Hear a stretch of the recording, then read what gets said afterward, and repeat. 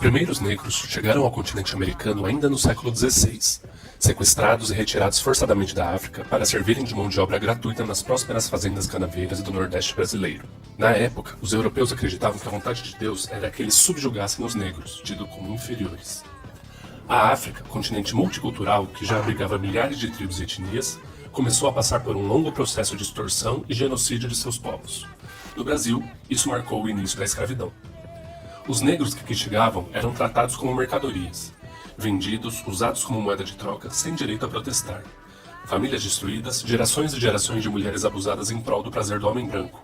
A dita miscigenação do povo brasileiro, motivo de orgulho para muitos, se iniciou a partir do estupro em massa de mulheres negras e indígenas, como foi recentemente comprovado por estudos genéticos da população brasileira. Durante mais de 3 séculos, essa foi a realidade de todo e qualquer negro em solo brasileiro. Os negros estavam livres, mas não havia lugar para eles na sociedade. Não tinham terras, não tinham empregos. Continuavam a ser tratados como inferiores. Se quisessem trabalhar, tinham que se sujeitar a quaisquer exigências que os senhores impusessem. Não havia políticas públicas para inserir os negros na sociedade, e por muito tempo tiveram que se satisfazer com a sobrevivência. Ao longo do século XX, o desenvolvimento da economia e a adoção de posturas mais progressistas, principalmente ao final do século, possibilitou aos poucos que os negros pudessem conquistar muitos direitos que pareciam impensáveis 100 anos antes. Os 3 séculos de escravidão deixaram marcas na nossa sociedade que o tempo não foi capaz de apagar. A sociedade brasileira se construiu dentro de um pensamento racista que perdura até hoje, mesmo que às vezes velado, às vezes despercebido. A isso chamamos de racismo estrutural, pois são essas ideias racistas que estruturam as relações sociais e empurram a população negra para a margem da sociedade. Esse racismo estrutural pode ser percebido de diversas maneiras.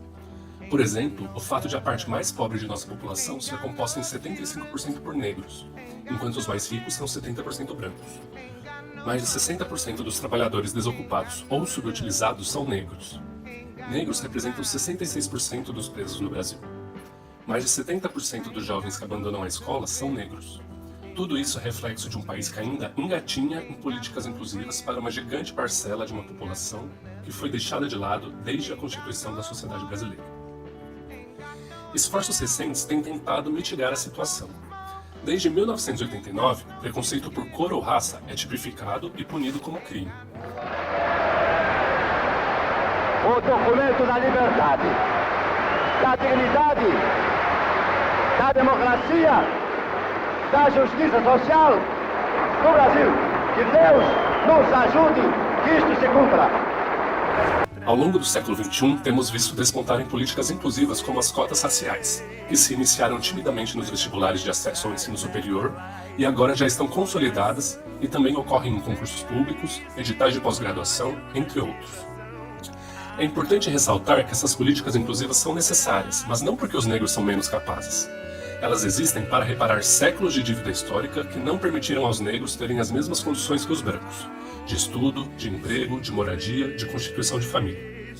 Com as políticas inclusivas, quebramos com o mito da meritocracia e buscamos incluir essa parcela da população que por tanto tempo viveu à margem da sociedade.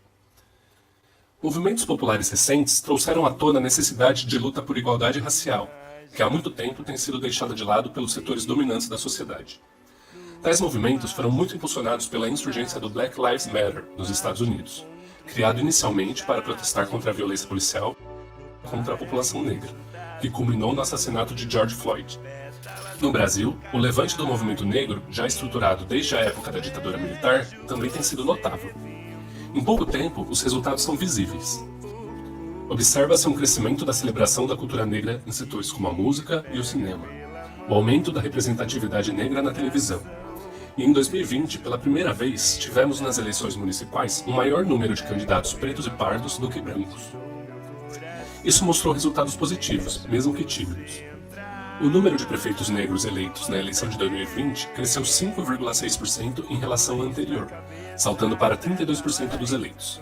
Entretanto, esse número ainda é subrepresentado, uma vez que 56% da população brasileira é negra. Houve aumento também do número de candidatos negros no segundo turno, e de candidaturas vitoriosas de mandatos coletivos negros e de outras pautas identitárias, como feminismo e LGBTQIA+. Isso demonstra a importância da representatividade e da inserção cada vez maior desses grupos na política, e traz a esperança de que as próximas gerações podem caminhar no sentido de maior inclusão dessas pautas nas políticas públicas. Esperamos que esse mês de consciência negra sirva mais do que nunca para celebrar a cultura, o legado, a ciência, a diversidade e a história do povo negro, no Brasil, na África e em todos os cantos do mundo.